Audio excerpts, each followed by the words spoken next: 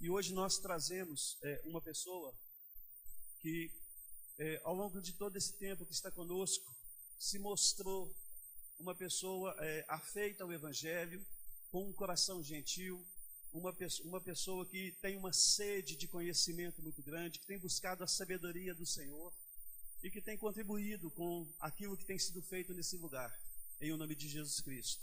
Então, eu gostaria de trazer até o altar, de convidá-lo para estar conosco e que nós possamos recebê-lo com uma salva de palmas. Ele nunca ministrou por um tempo maior.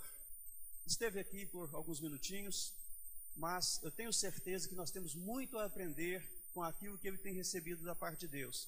Então eu gostaria que nós saudássemos Jesus aplaudindo a vida e esta palavra que nós vamos receber por meio do Lucas Enoque.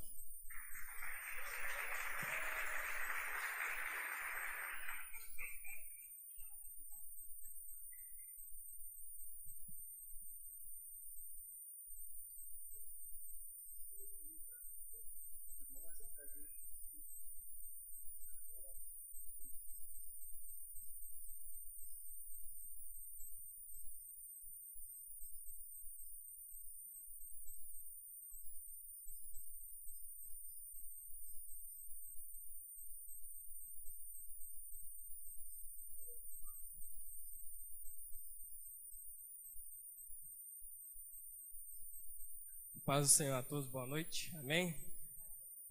Antes de entrarmos direto na palavra, eu queria que a gente fizesse uma breve oração, em nome de Jesus. Senhor, é no Teu santo nome que estamos aqui, pedimos que através da Tua graça, do Teu Espírito Santo, ilumine o nosso coração, abra nossa mente, dê-nos, meu Pai, aquilo que é da Tua vontade, capacita-me, segundo a Tua vontade, Senhor, para falar aos corações aquilo que é do Senhor, para que o Senhor seja glorificado e para que em nossos corações, Senhor, permaneça a Tua palavra e que o Senhor fortaleça a nossa fé, em nome de Jesus. Amém. Então, esse mês, a gente está abordando acerca da fé, mas especificamente eu vou estar conversando com os irmãos acerca de dúvidas. Todo mundo tem dúvida, se você não tiver dúvida, eu duvido que você tem dúvida. Isso é normal, isso é muito comum, mas eu queria falar com os irmãos como que a gente pode superar as dúvidas à luz da palavra, à luz das Escrituras Sagradas. Mas antes de falar acerca de dúvidas, eu queria conversar com os irmãos acerca da fé. O que é, então, a fé? O que é de fato fé? Fé, segundo o autor de Hebreus, no capítulo 11, versículo 1 Ora, a fé é a certeza daquilo que esperamos e a prova das coisas que não vemos. Aqui, essa palavra fé, que é usado no Novo Testamento, é no grego pistis, que significa primariamente persuasão firme, ou seja, é uma convicção fundamentada no ouvir, porque ela vem da mesma origem da palavra grega pifo, que é persuadir, ou seja, a fé ela é uma persuasão, ela é um convencimento. Você ouve e você crê. Interessante? E nesse caso, então, essa palavra que é usada em todo o Novo Testamento, ela mostra para nós que os apóstolos e aqueles que escreveram a carta, que fé não é um mero sentimento, não é uma sensação de que alguma coisa boa vai acontecer. Não, a fé ela é uma convicção fundamentada no ouvir. Você ouve o Evangelho, você lê a palavra de Deus e através dessa leitura, através dessa instrução, você crê. A fé é isso, ela é uma convicção através do ouvir. E em Hebreus 11, mostra que os heróis da fé depositaram a fé nas promessas do Senhor. E é essa confiança que faz o crente ter o invisível como algo visto e o futuro como algo presente. Como ele dá o exemplo lá de dois heróis da fé, que é Moisés. Deus chama Moisés e fala para ele, vai lá libertar o povo do Egito. Por causa do Senhor que ordenou a ele, ele creu, ele foi lá e libertou o povo do Egito. Porque ele confiou no Senhor. Porque o Senhor falou, aquilo se tornou algo visto para ele. Ele tinha certeza que o Senhor libertaria o povo do Egito. E assim também foi com Noé. Deus falou com Noé: vai lá, constrói a arca, que eu vou derramar um dilúvio. Noé creu e pela fé ele construiu a arca, ele e a família dele sobreviveram. Então, fé, aqui os heróis da fé, eles demonstram esse exemplo de que é uma confiança em Deus, que nos permite ter o futuro como algo presente e ter aquilo que a gente não viu como algo visto. E a fé também, ela é um dom de Deus, porque essa confiança que nós falamos aqui, que temos em Deus, só vem por meio de uma experiência com o próprio Senhor. Pois, infelizmente, há aqueles que não creem em Deus. Há aqueles que não veem a palavra, a Bíblia, como palavra de Deus. E o próprio apóstolo Paulo vai dizer isso lá em 2 Tessalonicenses 3:2. Orem também para que sejamos libertos dos homens perversos e maus, pois a fé não é de todos. E diferente destes que não são da fé, aqueles que são, através de um encontro com Cristo, teve o conhecimento de Deus. É esse conhecimento que é a chave para a nossa fé, é a base da nossa fé, conhecer a Deus. E Jesus, ele fez uma declaração a respeito desse conhecimento de Deus, em que ele vai dizer lá em Mateus 11:27, todas as coisas me foram entregues por meu Pai. Ninguém conhece o Filho a não ser um Pai, e ninguém conhece o Pai a não ser o Filho, e aqueles a quem o Filho o quiser revelar. Essa afirmação de Jesus, ela é decisiva. Só conhecemos o Pai se conhecermos o Filho, e aqueles a quem o Filho puder revelá-lo. E Cristo, ele vai completar essa declaração, chamando aqueles que são oprimidos e cansados para recebê-lo, para ter o descanso, para ter o verdadeiro descanso. E o apóstolo Paulo, ele vai reforçar a fé como dom de Deus, lá em Efésios 2:8-9, e vai dizer o seguinte: pois vocês são salvos pela graça, por meio da fé. E isso não vem de vocês, é dom de Deus, não por obras, para que ninguém se glorie. A fé, elas são daqueles que foram iluminados pelo Espírito Santo, pois a falta de fé são daqueles que não foram regenerados pela palavra, até que Deus os seja revelado por ele, através do Espírito Santo. E isso, Paulo vai reforçar lá em 1 Coríntios 2:14-16. Ele vai dizer o seguinte: quem não tem o Espírito não aceita as coisas que vêm no Espírito de Deus, pois lhes são loucuras, e não é capaz de entendê-las, porque elas são discernidas espiritualmente. Mas quem é espiritual discerne todas, e ele mesmo por ninguém é discernido. Pois quem conheceu a mente do Senhor para que possa instruí-lo? Nós, porém, temos a mente de Cristo. E apesar que a gente falou que a fé é um dom de Deus, que é uma confiança nele, é normal na nossa caminhada a gente ter dúvidas, a gente ter momentos de fraqueza. E a Bíblia, ela vai reforçar isso. Ela vai reforçar que a gente deve reconhecer que temos falta de sabedoria, que carecemos da graça de Deus e que devemos buscá-lo.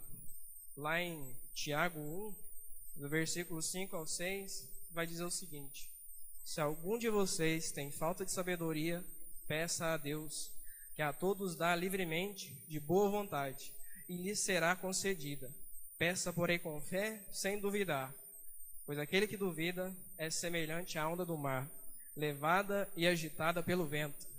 Ou seja, Tiago, ele queria nos mostrar aqui, já no comecinho da carta, de que a gente não deve pedir duvidando, porque a gente está pedindo é a Deus, a gente está pedindo é o Senhor, e Ele é poderoso para nos capacitar e para fortalecer a nossa fé.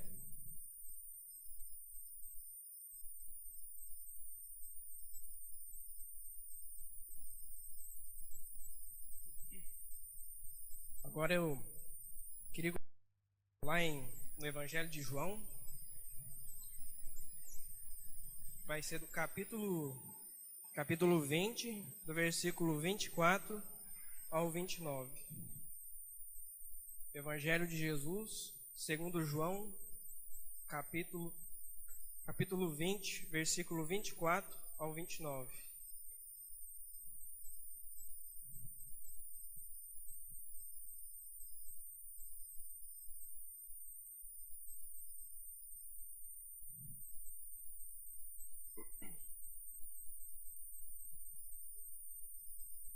Amém?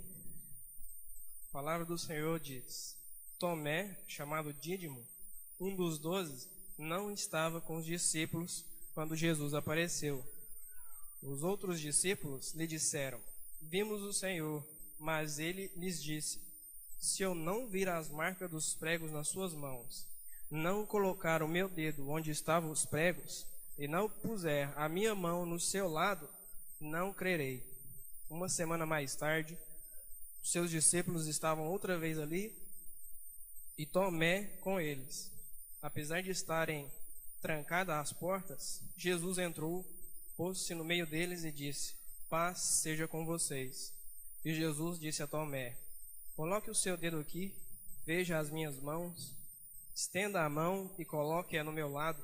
Pare de duvidar e creia. Disse-lhe Tomé: Senhor meu e Deus meu. Então Jesus lhe disse: Porque me viu, você creu? Felizes os que não viram e creram.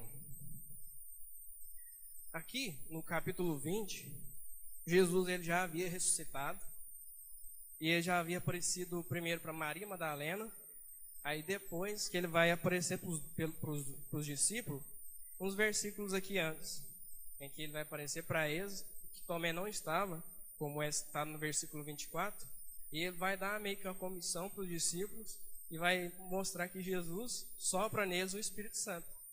É interessante. E os discípulos, após eles ver Jesus, eles empolgados, vai contar para Tomé, né? Não, nós vimos o Senhor, ele... Não, eu não acredito nisso, não. Enquanto eu não ver ele, tocar nas feridas dele, tocar no lado dele, eu não vou acreditar. E provavelmente, Tomé, pela dúvida que ele teve, né, de querer tocar, de querer ver, ele achou que Jesus era um fantasma ou um espírito. Igual aconteceu com os discípulos, quando eles estavam lá no mar, e Jesus veio andando sobre as águas, e eles olhou e achou que era um fantasma, achou que era um espírito. Por isso que eu acho, João achou importante colocar essa passagem para mostrar que Jesus, ele ressuscitou não como um espírito ou como um fantasma. Jesus ressuscitou como um corpo humano, glorificado, mas ressuscitou como corpo humano. E ele mostrou isso para Tomé, mostrou para ele: ó, eu não sou nem um espírito, nem um fantasma, eu sou um corpo, pode tocar aqui, pode ver minhas feridas. E o João, ele enfatiza isso também para nos instruir, que Jesus, ele ressuscitou como corpo glorificado. E no versículo 26, né, depois que o Tomé faz as declarações das dúvidas, o Senhor apareceu novamente aos discípulos, mas se dirige a Tomé, lhe mostrando a prova do testemunho dos discípulos e dos seus questionamentos, e lhe ordena: pare de duvidar e creia. Tomé reconhece o Senhor e a divindade de Jesus naquele momento. Então, né, a fé muitas vezes é uma exigência de Deus para a nossa vida. Na verdade, é uma exigência. Você precisa crer para você ser salvo. Jesus fala: aquele que crê e arrepender de seus pecados será salvo. E não foi diferente com Tomé. Agora você tem que crer. E Tomé, naquele momento, Jesus aparece para ele e fortalece a fé de Tomé. E no versículo 29, João nos mostra, né, através da declaração de Jesus, que fala com Tomé: felizes os que não viram e creram, que através do Espírito Santo, porque através do Espírito Santo, o João escreve o relato do Filho de Deus para que creiamos. Hoje a gente não precisa mais, né, de ver Jesus no corpo glorificado. A palavra, o Evangelho de Jesus nas nossas mãos aqui é suficiente para que possamos ter fé nele. E o João, ele vai mostrar isso no versículo à frente, no versículo 31. Mas estes foram escritos para que vocês creiam que Jesus é o Cristo, o Filho de Deus, e crendo, tenham vida em seu nome. Agora, um outro exemplo de fé que foi fortalecida, uma fé que superou as dúvidas, é o exemplo de Abraão. A gente pode abrir lá em Gênesis, capítulo 15, do versículo 1 ao versículo 6.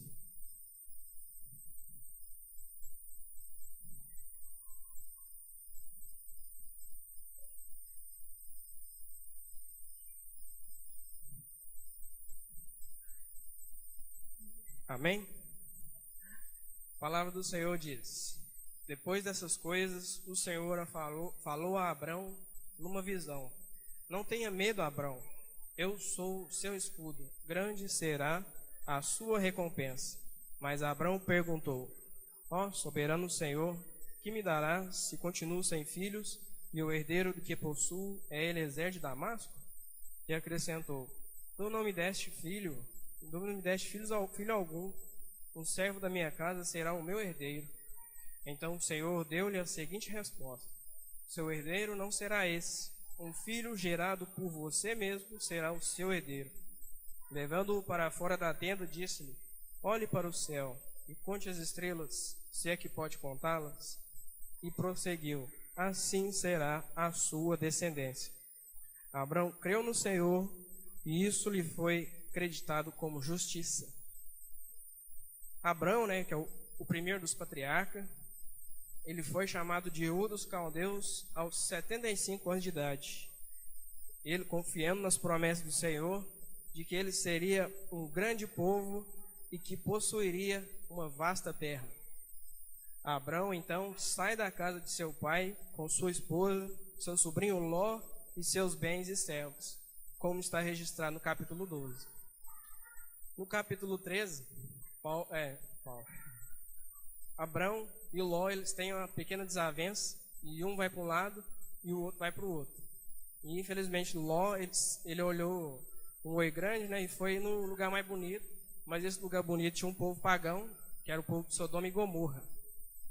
E no capítulo 14, acontece uma guerra, que é a guerra dos 5 reis contra 4 reis, em que Ló, lá em Sodoma, ele fica no meio da guerra, Sodoma é derrotada, é sitiada, é saqueada, e Ló vai junto.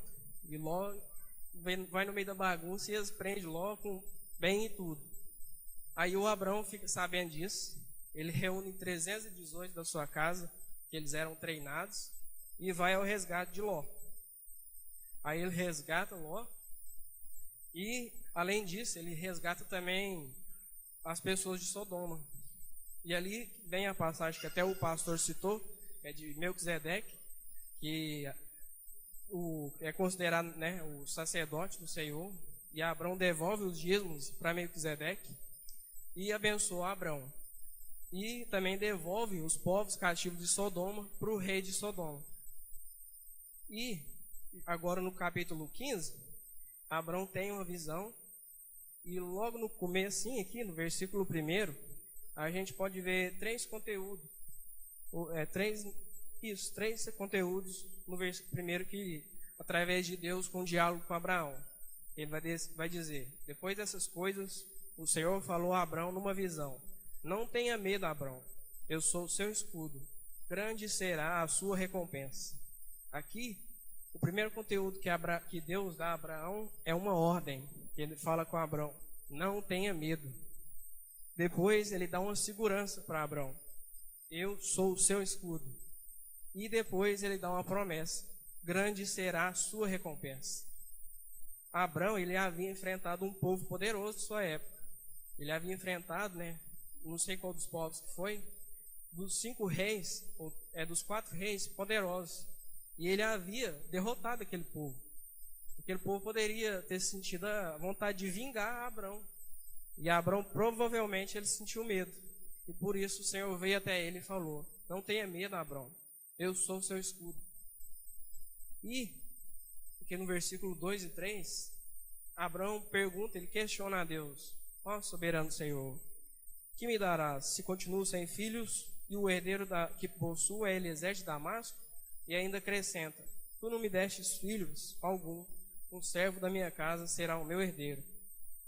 E aqui, né, Abraão mostra que não estava satisfeito com as promessas de Deus, pois ele queixa por não haver descendente e achava que Eliezer, o mordomo nascido em sua casa, herdaria as suas posses. Aí o Senhor, no versículo 4, quase que ignorando, né, a falta de ingratidão de Abraão, ele fala com ele. Então o Senhor Deus lhe deu a seguinte resposta: seu herdeiro não será esse, o filho gerado por você mesmo será o seu herdeiro. Levando-o para fora da tenda, disse-lhe: olhe para o céu e conte as estrelas, se é que podes contá-las. E prosseguiu: assim será a sua descendência. Abraão, né?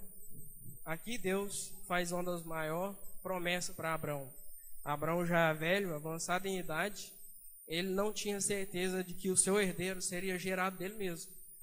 Aí Deus foi e falou com ele: não, você mesmo avançado em idade, o seu herdeiro vai vir de você mesmo.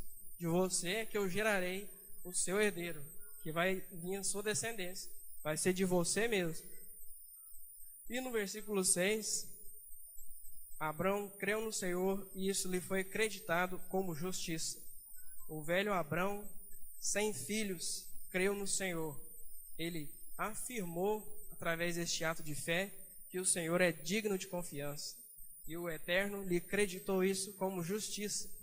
Ele julgou ou considerou Abraão à altura, isto é, conformou-se à norma. Somos justificados pela fé. Abraão foi o precursor da justificação pela fé. Isso é maravilhoso.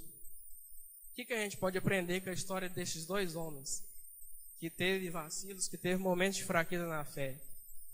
Se o Senhor Jesus não aparecesse para Tomé, ele teria perecido na fé. Então a fé é uma provisão de Deus. Se Deus não agir em nosso favor, para que tenhamos uma fé firme, nós também perecemos assim como Tomé. E se Abraão não cresce nas promessas, o Senhor não o justificaria. A fé também é uma ação nossa, a resposta às promessas de Deus. Se a gente não crer, a gente não será salvo. Então, a fé, creio que a gente supera as dúvidas, reconhecendo a soberania de Deus, e que é Ele que tem controle sobre a nossa vida, e de que é Ele quem provê a fé, e é Ele quem mantém firme a nossa fé nele. E de que nós precisamos ter uma resposta a essa fé. Precisamos buscar em Deus, buscar na palavra, cada vez mais nos firmarmos em Deus, para fortalecermos a nossa fé. E eu finalizo essa mensagem com a seguinte frase: que a fé é a fonte que promove no homem a vontade de esvaziar-se. A gente tem muita dificuldade de entregar tudo para Deus. Nós temos, infelizmente. Mas a partir do momento que a gente reconhece que o Senhor, Ele pode todas as coisas em todas as áreas da nossa vida, a gente se esvazia de nós mesmos, se esvazia da nossa vontade, da confiança do nosso próprio braço e passa a confiar em Deus. E fortalece o nosso coração, fortalece a nossa mente e nos mantém firmes na fé e nos capacita a permanecer na sua presença. É isso. Que o Senhor fortaleça a nossa fé, que o seu nome seja glorificado. Amém.